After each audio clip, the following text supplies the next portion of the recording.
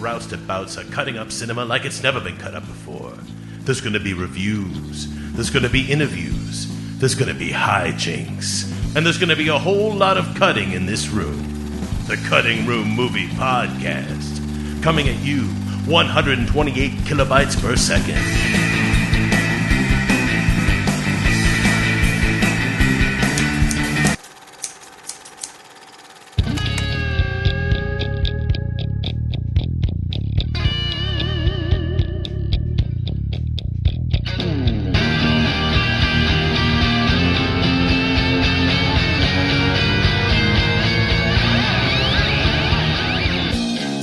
Hey everyone, you're listening to the Cutting Room Movie Podcast, episode 94. As always, as usual, I'm your host, Tom Detloff. With me tonight, Mr. Joe Christiana, the counselor, Adam Shoulder, and finally back behind the microphone here at TCRMP, Mr.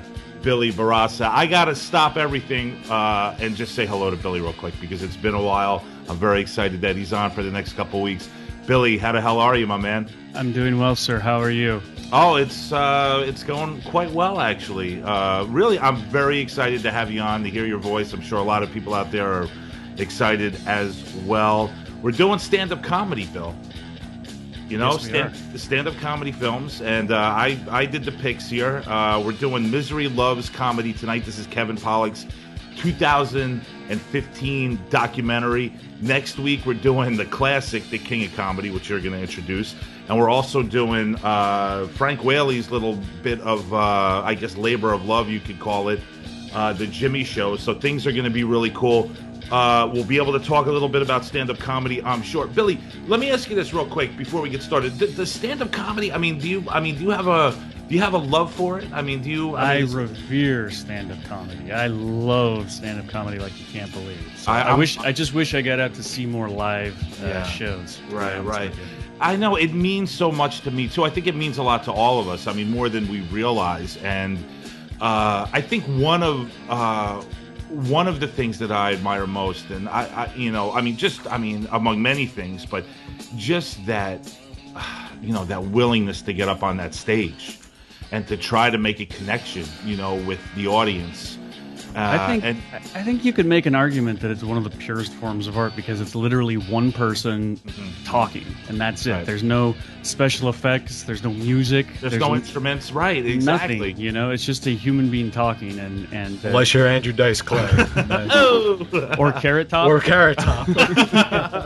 Or Andy Kaufman. Yes, well... He took it to somewhere. Yeah. Tell me about it. Amazing, it's an amazing art form, and there's been so many, just legends from the beginning. From people who changed the idea of stand-up, like Lenny Bruce and guys like George Carlin, and then and Richard Pryor. You have that that whole scene there, and then we have.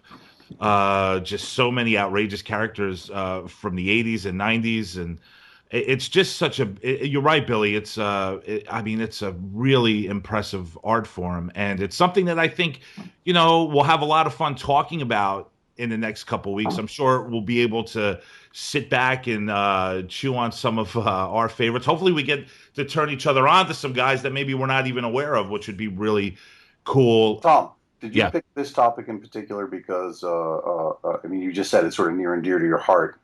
I just wanted to know a little bit more about why stand-up comedy, why you chose to dedicate a show or a couple of shows to it. Yeah, it's just something really different. I think that I was watching some, some stuff recently, some stand-up, and it just it occurred to me that there were many, many movies that, are about stand-up comedy. The three that we're doing the next 3 weeks, there were just so many more that I could have thrown out there. I tried to do something a little bit different with the Frank Whaley thing, because it's such an unknown film. Mm-hmm. The King of Comedy, of course, was a decision made because we've never even talked about Martin Scorsese on this show, which is just crazy. And the newer film is just something I thought would be great because I thought that the film would get into more of a darkness, that these guys go through, which, we'll talk about obviously in a few minutes. But yeah, I mean, it's just something that's been with me since I was a kid. I mean, staying up New Year's Eve, watching HBO all night, all night. I mean, they would just run show after show from like 9 p.m. to like 6 o'clock in the morning. And, when you're 9, 10 years old watching that, at first you're just watching it for the profanity. But after a few more years, you really start to get into the ideas behind each and every one of these guys and what they're about and how they see the world. And the fact that, we laugh because we're making this, we're both realizing something with the comedian. It's like we both know this and he's saying it for you, or he or she is saying it for you. And I think that's just a beautiful, beautiful sharing of energy. Awesome, man. Very cool. Well, it's a great topic. I'm glad to be a part of it. Awesome. And happy to discuss Misery Loves Comedy. Let's do it.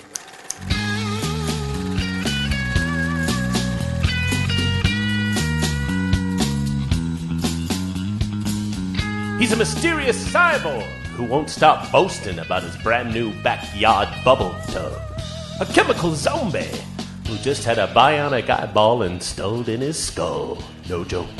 Lock up your Latin daughters, for Adam's shoulder, a.k.a. the Counselor, has arrived.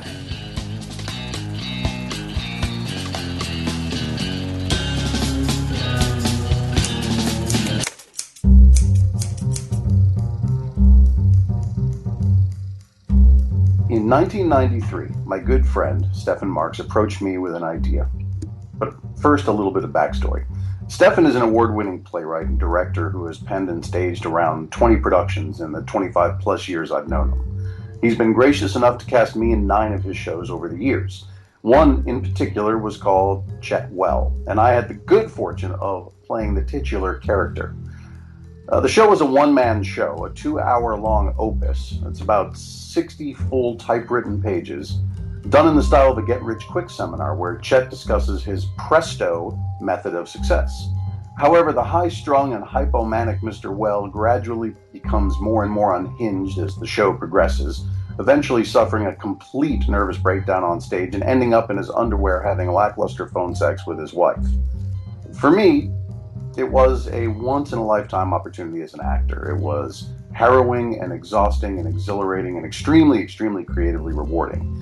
A few years later, Stephen wrote a prequel, and I resumed the role of Chet at another theater here in Los Angeles. And after that, I thought my days of inhabiting the persona of Chet Well were well behind me.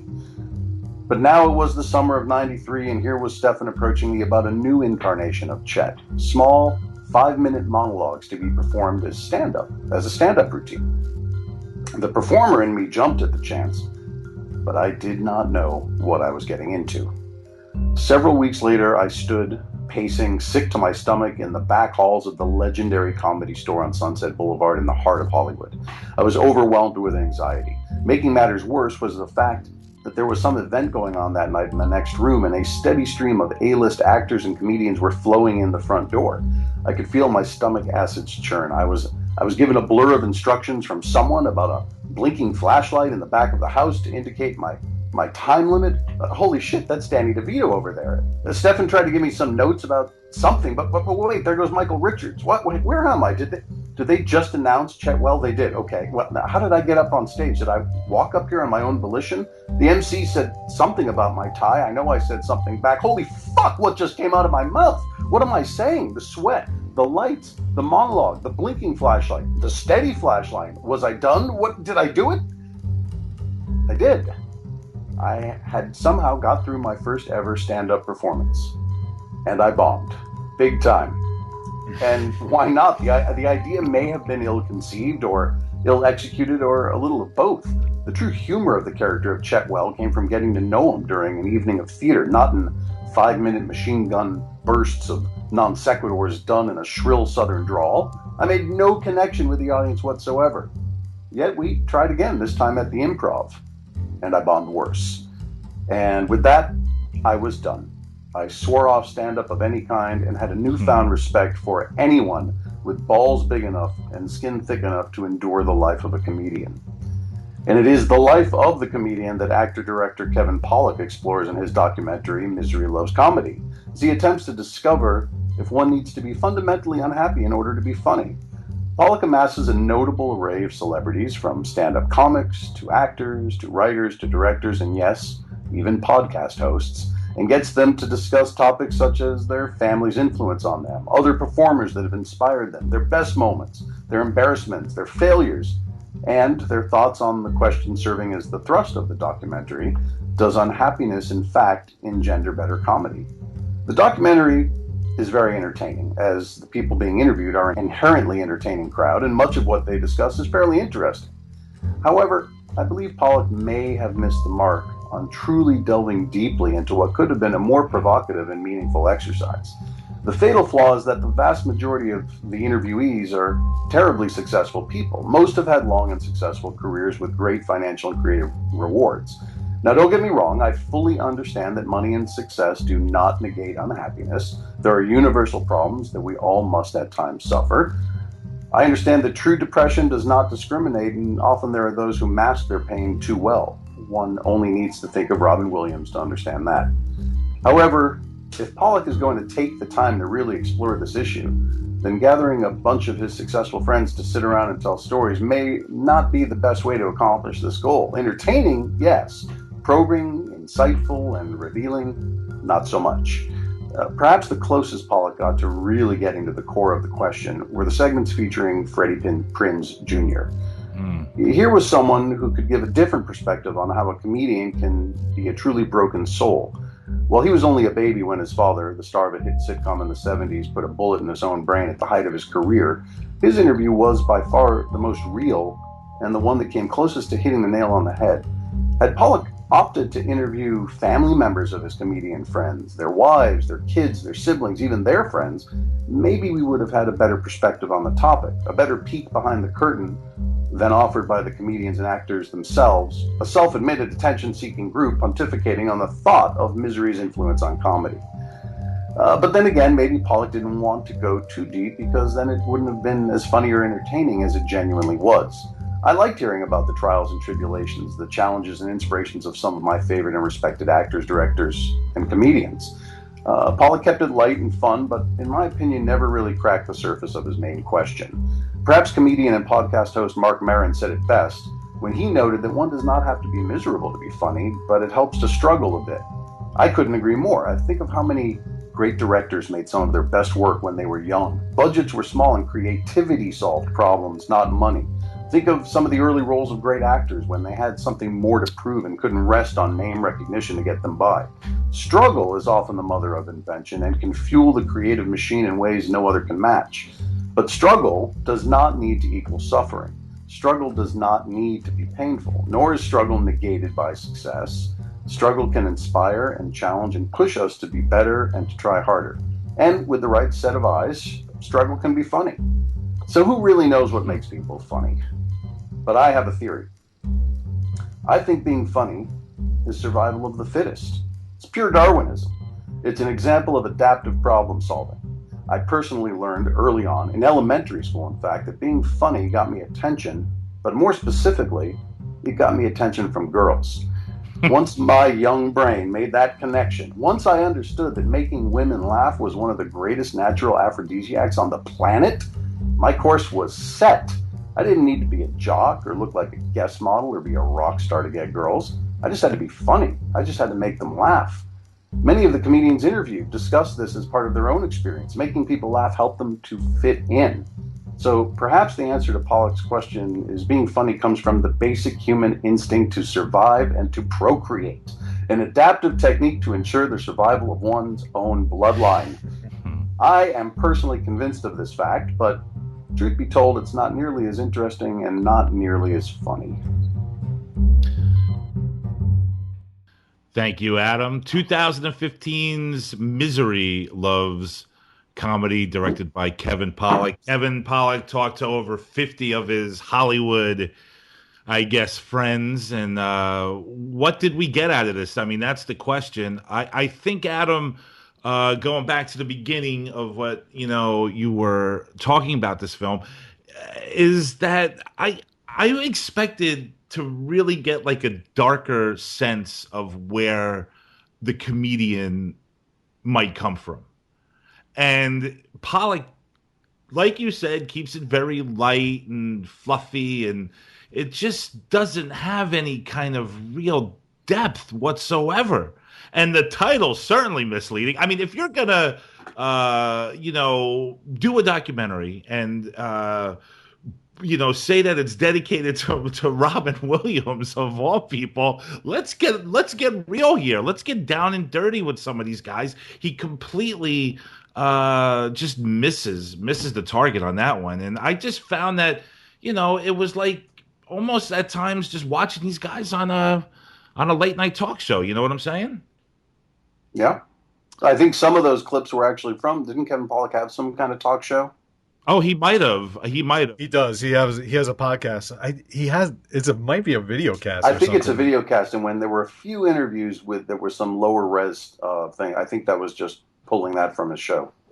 Yeah, so there you go. I mean, so he just obviously compiled all this footage and probably, his intentions were probably good. Yeah, I think that when he gets his pals in the room and there's two funny people in the room, it's difficult to keep to maintain the seriousness. I'm sure that you have two comics in a room, they're going to start trying to make each other laugh, especially when the camera's rolling. You know what I mean? So I think probably his intentions might have been to do exactly what he stated to set out to do. It's just not the easiest thing to do. And that that trickles all the way down to post-production, and you get into editing, and suddenly, well, that's a funnier line, so let's use that. And you get further and further away maybe from the topic, and it just becomes funny. But if first of all, he didn't need 50 people in this documentary. Let's just, he could have cut that down. And like you said, Adam, that what, you're right. That Freddie Prinze, the Freddie Prinze Jr. segments, they're the best. And I can't stand that guy. Like, he's just to me, he's just obnoxious. But that was, to me, the realest part about this documentary, and that's what I going in to this film with this title and what was, I thought, how it was described to me, by IMDb and whatnot, that, we were going to look at some down and dirty aspects of, the comedian's mind. And it just never hit that mark for me, man. I kind of got bored with it. But, especially hoping to get that. Listen, it's always fun to listen to these guys talk. I mean, obviously, they're celebrities, they're successful comedians, they're funny people, they're great directors, they're great writers, blah, blah, blah. But I just think that what he's advertising here is not what is what he put on film. Don't you think? Do you think that if it was called something else, like maybe he shifted it mid-gear and just realized that he's not diving into it, that if you take away your expectation, I mean, it's not a mind-blowing documentary, but it's still, like you guys were just saying, it's still entertaining. Of course it is, because look at what we has on there. They also they get into a lot of nuanced stuff about the whys and the hows of comedy that I actually thought were pretty illuminating, even if it didn't get as dark as it was advertised, or as it, I guess, claimed to. Well, it's Misery Loves Comedy, Joe. I mean, just the title. You don't have to go further than that. But isn't that kind of ironic anyway? I mean, like they title shit all kinds of crazy things. Like it's a cute witticism, right? Yeah. Like it's not. I don't know. I didn't go into it expecting that it was going to be like plumbing the depths of darkness.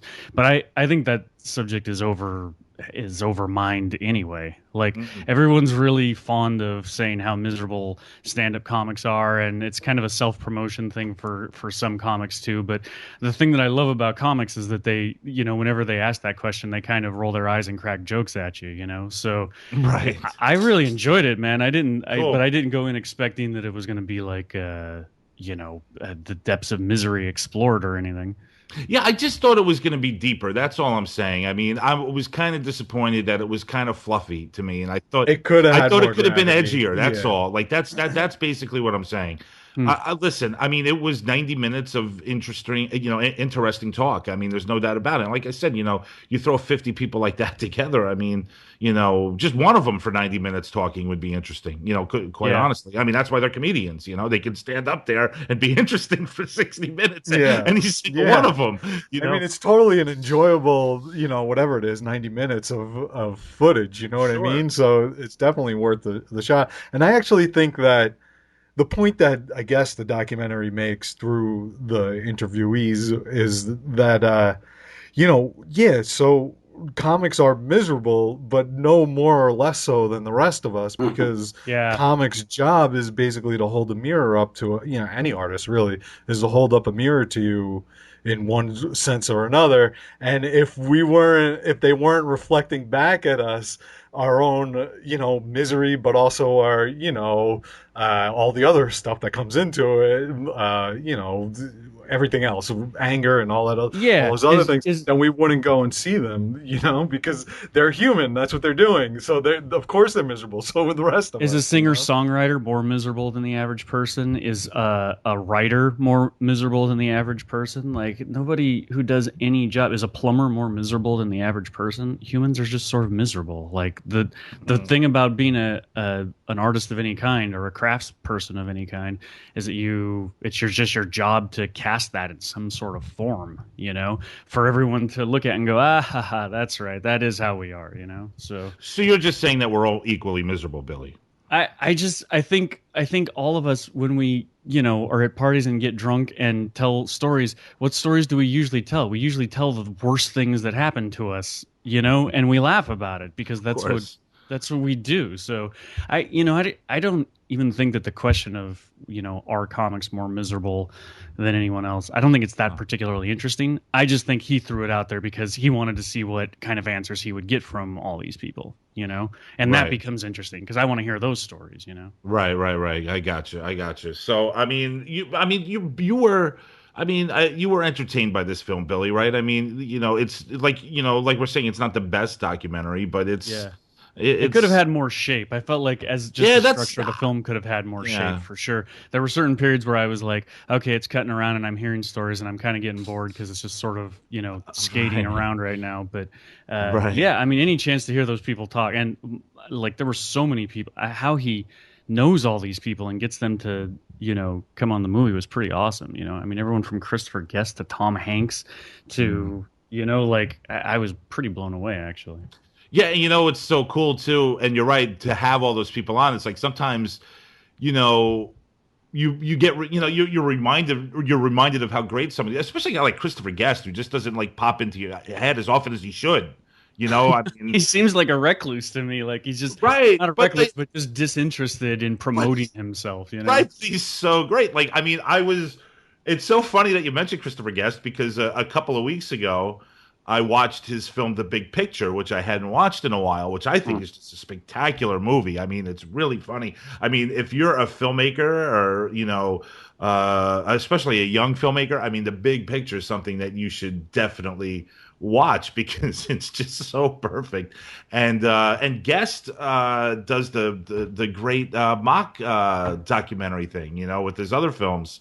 So it's just great to be. Even James L. Brooks, I tend, as great as he is, he pops in and I forget, geez, I mean, this guy has really made some wonderful pictures, So it is cool to see a lot of these guys. Some of them, I never heard of. Joe, were you turned on to anyone new watching this documentary? No, well, I didn't have enough time to go and investigate people, but today I did kind of troll around YouTube, and based on some of their discussions, I checked in on Mitch Hedberg. Yeah. Again, I haven't heard. I watched an early Dennis Miller because I hadn't seen his stuff in a long time, and then I started watching some Sam Kinison, and then I got So I went back to some of the stuff that those guys were talking about, and I really dug it. But you knew of Mitch Hedberg. Oh yeah. Okay, cool. Yeah, it's like every once in a while, every couple of years, every couple of times a year, I'll go be in a stand-up comedy kind of mood, and Right. get out, get trying to check in on some of them. But to what your guys' point is sort of delving into the darker side of that. And Adam, I really dug your point there, man, about struggle and not suffering necessarily being sort of this motivator for art, and I guess comedy in general was really awesome. And I think that if you want to hear about all these comics being getting into their darker sides, and and some unknown comics, check out Maron's show. I know I've suggested it to you before, Tom, Yeah, but that's what Mark Maron. He really needs a plug from us, Joe. I know he doesn't need a plug, Yeah, but he just needs as a it. Go ahead. Let everybody know no, where they can it's find not a Mark plug. Maron, please. I'm just saying, man, you'd enjoy it. So I think that his stuff is really great, man. It's really intimate, and because of it's not condensed down into 90 minutes of 50 people.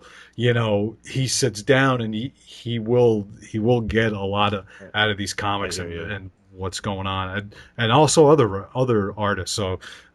Really, really interesting stuff. I would love to listen to podcasts, Joe. I just don't want to get influenced by any of them. Once this ends, I'll probably go on a podcast frenzy. I mean, I listened to a podcast. I listened to the Bret Easton Ellis podcast a few weeks ago, and that was like the first time I ever did that. But I really just couldn't help myself, and for some reason, I mean, it was like the weirdest show that I was attracted to. It was like Matthew Modine talking about his time with Stanley Kubrick, and it was like of all podcasts to listen to. That's So you're worried about hearing other people doing what? I don't. Doing. Yeah, I don't want to be sitting here going, "Hey now," and I just don't want to get influenced by other fucking people. Well, you see that now. I still miss your intro, Tom. Which one is that? The one you let go of. The screaming and yelling intro. Yeah. I like that was your. No one else was doing that. That's your thing, man. Yeah.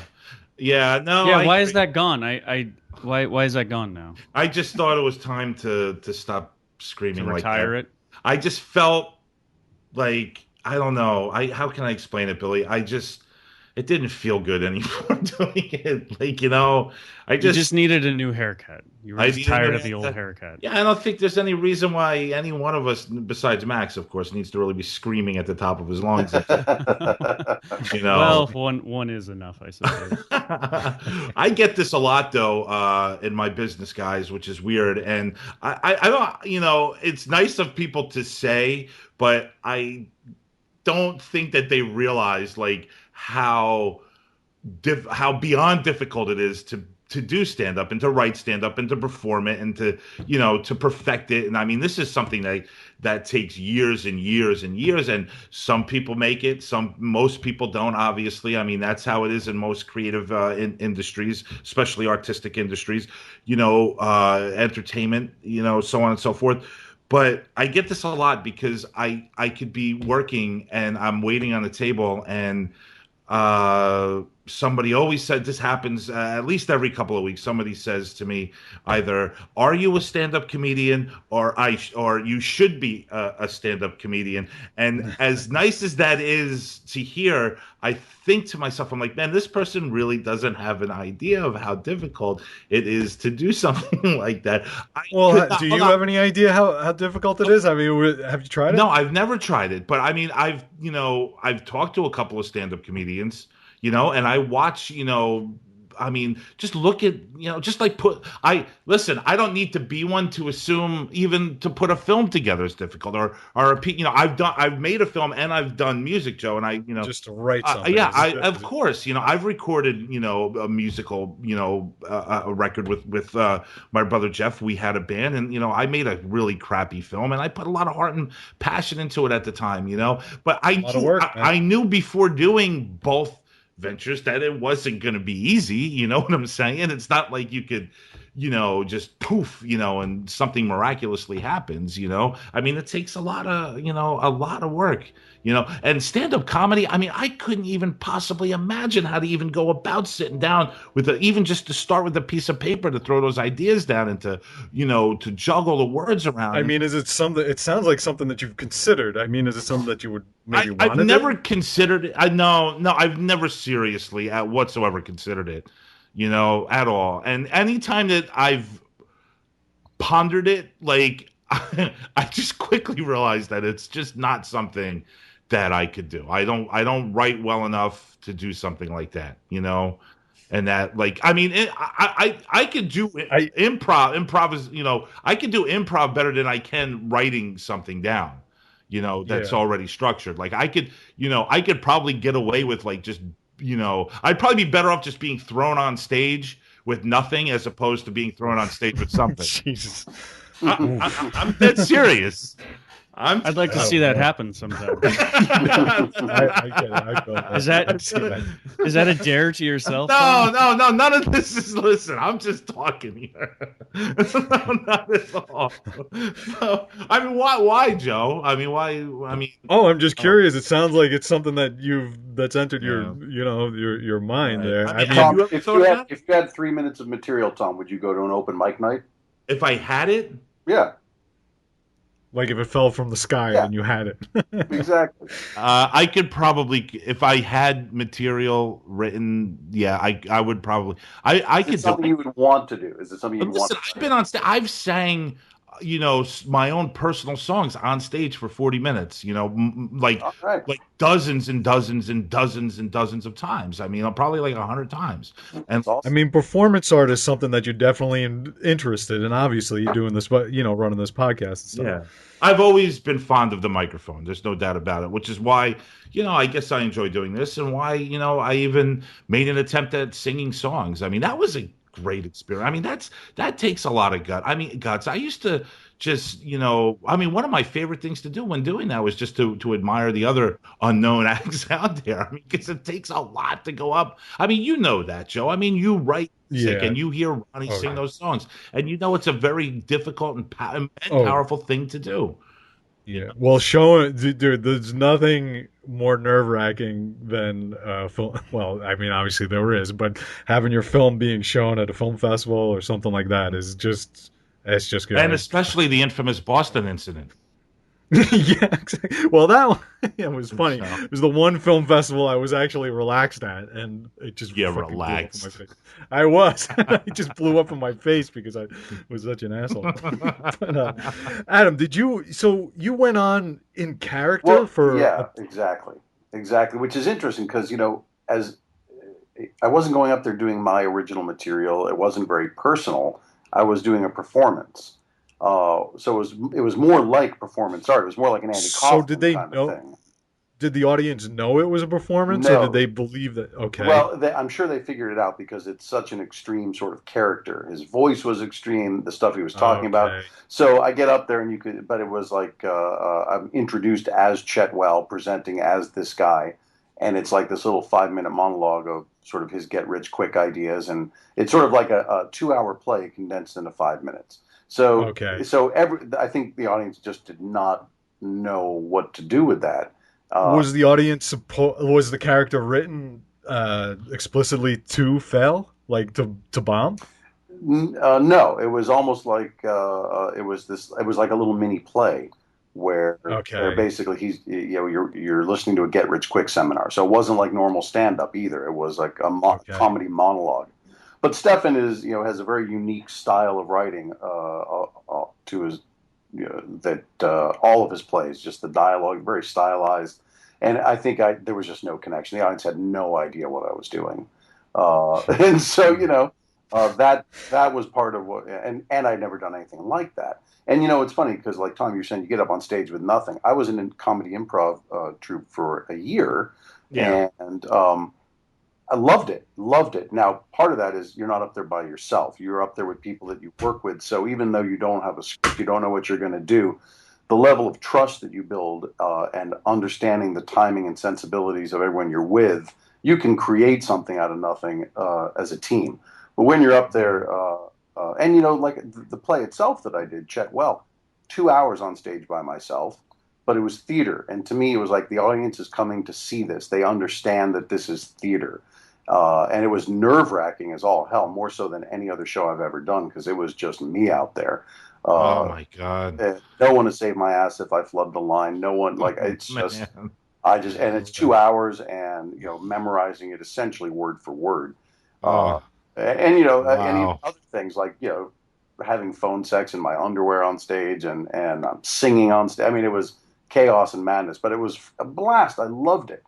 This was so different because the audience was not there to see this character. They were there to laugh and get punchlines, and they understand the character. And yeah, I was so nervous that I just decided I can't ever do that again. It was way too nerve wracking for me. I mean, did it feel high, like you were high? Like it sounded like what they were saying in this movie and what you were describing as you were approaching the stage was that it was like a drug and it was like a rush, even though you didn't, you know, maybe you shot it into the wrong vein or whatever. Well, you know, Uh, in that case, no. In all the theater that I've done, live theater, absolutely, absolutely, it is exactly as they described. It is a drug. It's an adrenaline rush when you have a live audience and you are performing. And I've, like I said, I've done a number of plays, 9 with Stefan. I've played such cool, great characters, and when you know that you are affecting an audience in that moment and you're that energy, I mean, you know, you're up all night after a good performance, you're buzzed, it's fantastic.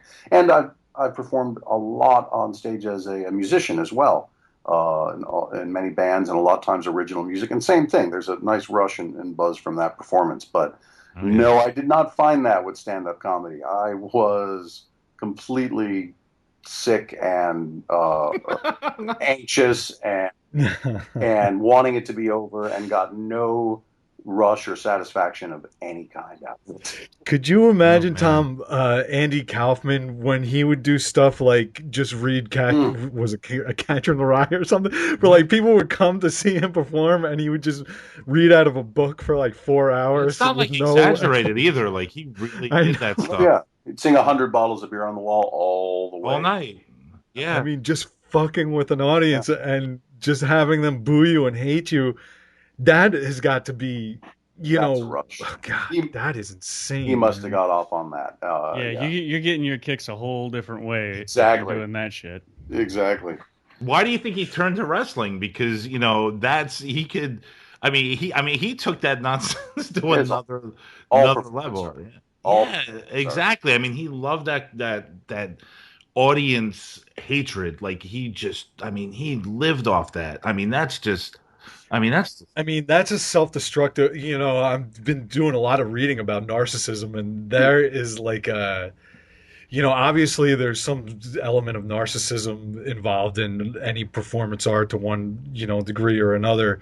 But that what Andy Kaufman does, and you'd go up there and you deliberately, you know, draw the hate of people. I mean, that's a form of narcissism to the point where it transcends narcissism. Like it just like kind of just does away with any pretense of wanting to be loved and just getting attention. It's like self-destructive attention. Like even wanting positive attention is almost like needing it is almost self-destructive. Like what Andy Kaufman does, and mm. that is just something that even just does away with the pretense of wanting adulation and just going right for the self-destruction. You know. Yeah, I mean he's just mesmerizing. I mean he's just a whole. I mean Adam, that dude's a total case study, right? I mean seriously. Oh yeah, fascinating, fascinating. Yeah, And, you know, I remember just in fact, talking about like inspirations at a young age. Andy Kaufman was a huge inspiration to me, and I also at 9 found a stack of my dad's George Carlin vinyl albums. So like those two yeah, guys were inspirational to me, and yeah. Andy Kaufman, I think,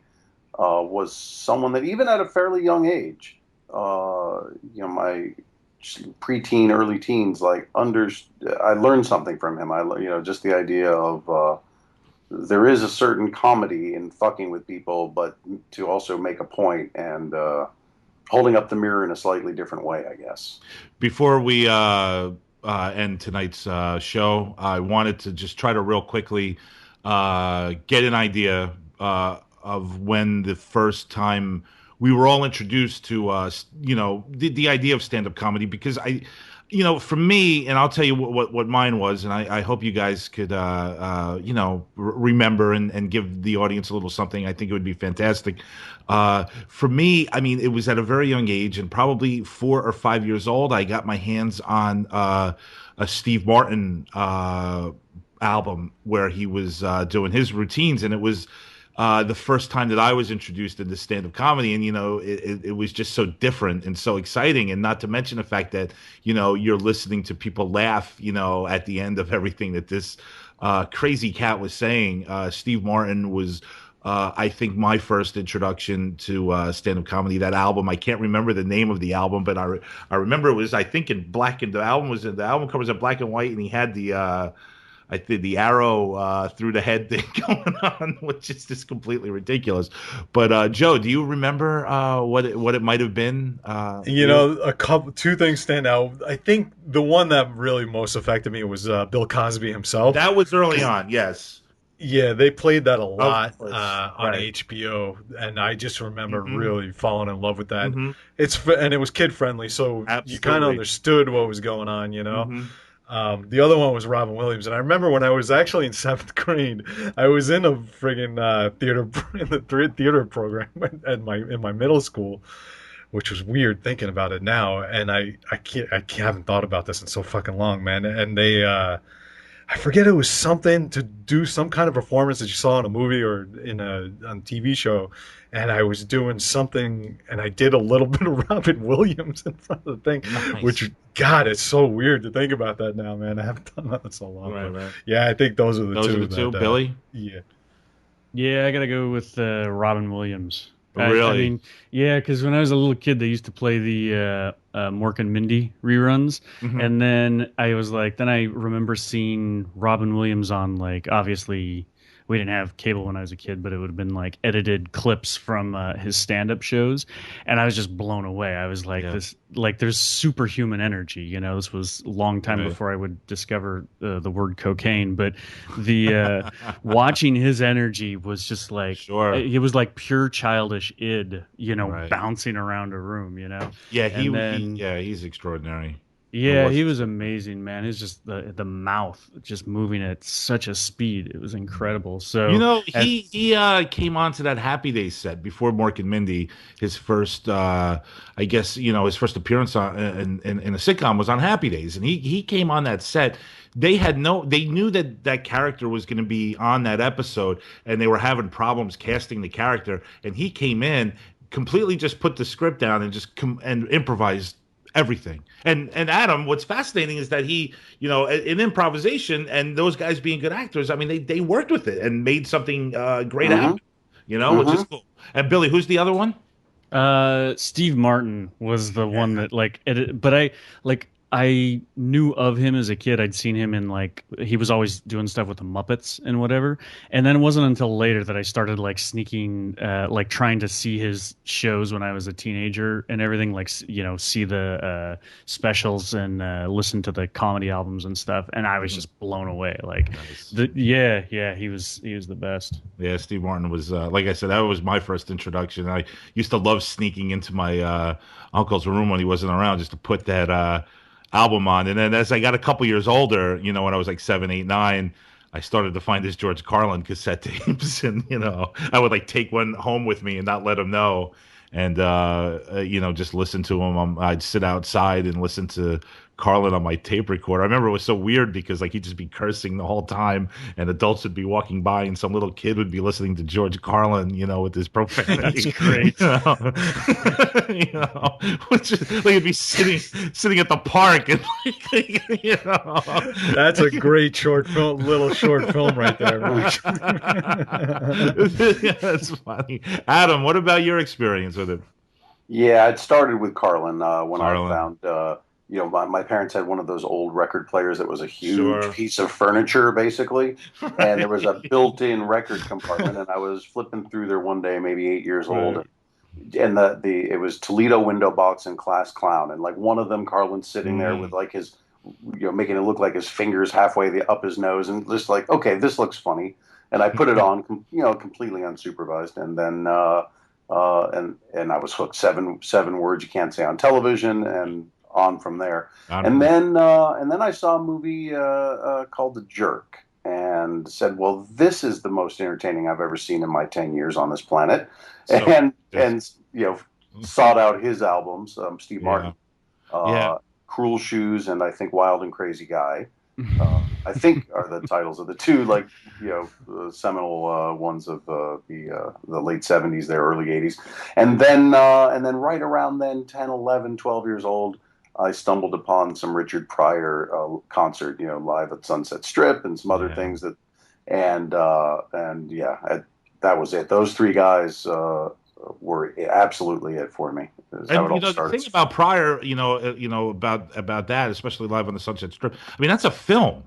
That was released theatrically, in movie theaters, and you don't really get that too often anymore. Like you did, Pryor did it, and Murphy's Raw, right, was a huge theater hit. So you don't in the 80s they all did that. I think Kinison and Dice, those comics became like rock stars. Like they were pretending to be rock stars, or they thought they were rock stars, or whatever the hell it was back then, And I think that wave started with Eddie Murphy, like you were saying. Yeah. He just once Eddie Murphy wore a leather jacket, then everyone was wearing a leather jacket.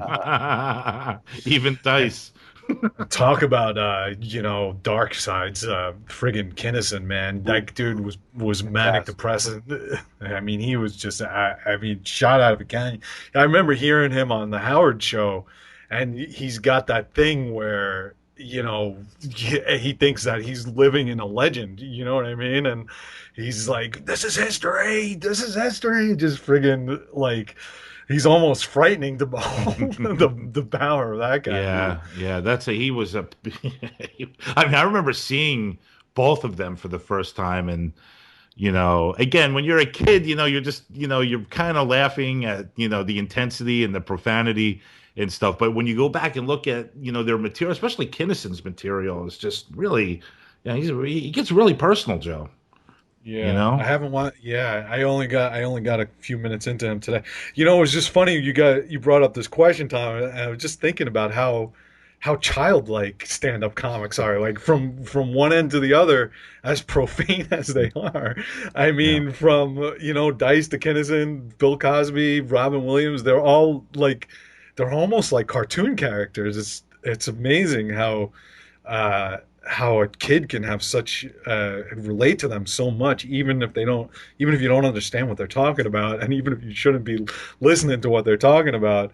It's like you find a kindred spirit in a comic. Well, especially when you're a kid, because adults aren't going to talk to you like that. They're not going to be really sincere with you. They're going to talk to you like you're a kid. And with the stand-up comics, like, and this is the important thing to remember, I think, when you're watching stand-up comedy, is that, like, he's he or she's talking to you directly. So you kind of feel like, when you're a kid, you feel with them. You feel like you're an adult. You feel like you're being treated as an adult.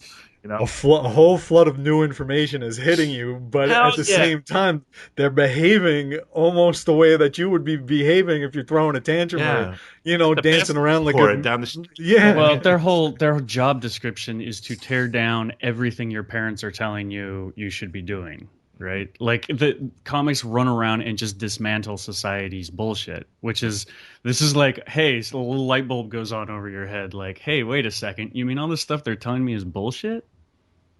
Yeah, and it doesn't even matter. You don't even have to be a kid to realize that. You could realize that at 40, that your 70-year-old parents full of shit. I mean, like, Carlin would call people out all the time. It was genius. Yeah, and just what Maron was saying in this documentary, which I think goes to just what you guys are talking about, is that he doesn't even care if he's getting a laugh. He's just got something to say.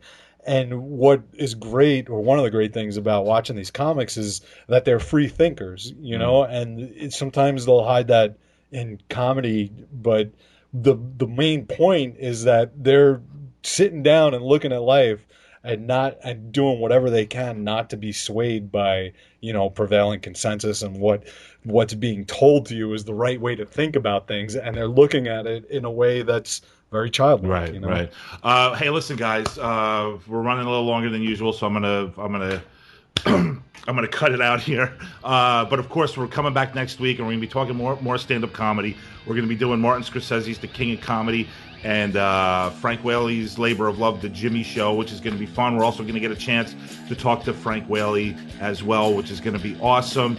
Let me just start saying goodbye. I want to thank Joe Christiana, Billy Barassa, and the counselor Adam Shoulder for doing Kevin Pollak's 2015 film Misery Loves Comedy with me here on the Cutting Room Movie Podcast. You could like us on Facebook at the Cutting Room Movie Podcast, and follow me on Twitter, Thomas Detloff at TCRM Podcast. The music, as always, is done by the Zillatones, and the show is brought to you by Christiana Productions and edited by Joe Christiana. You can also check out Joe's film work at ChristianaProductions.com. You can check out Adam's pilot, Starland PC, at StarlandPC.com.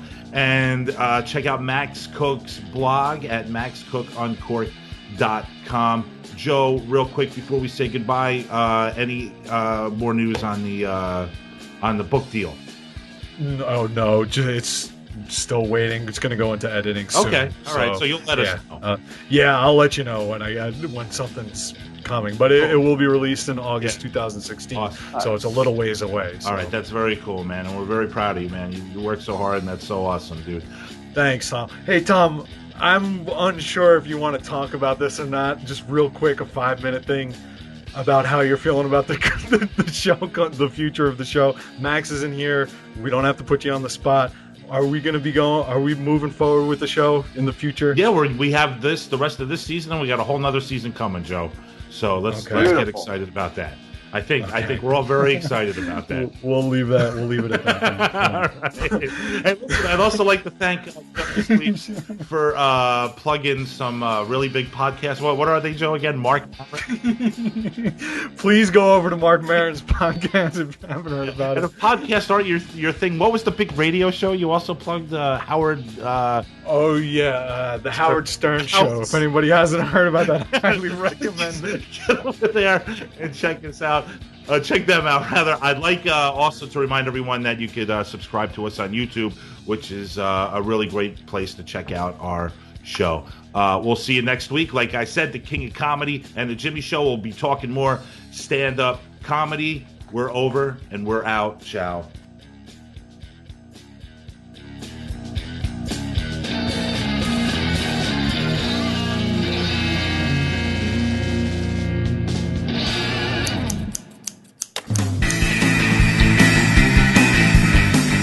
Tune in next time to satisfy more of your strange desires. The Cutting Room Movie Podcast. We do chicken right.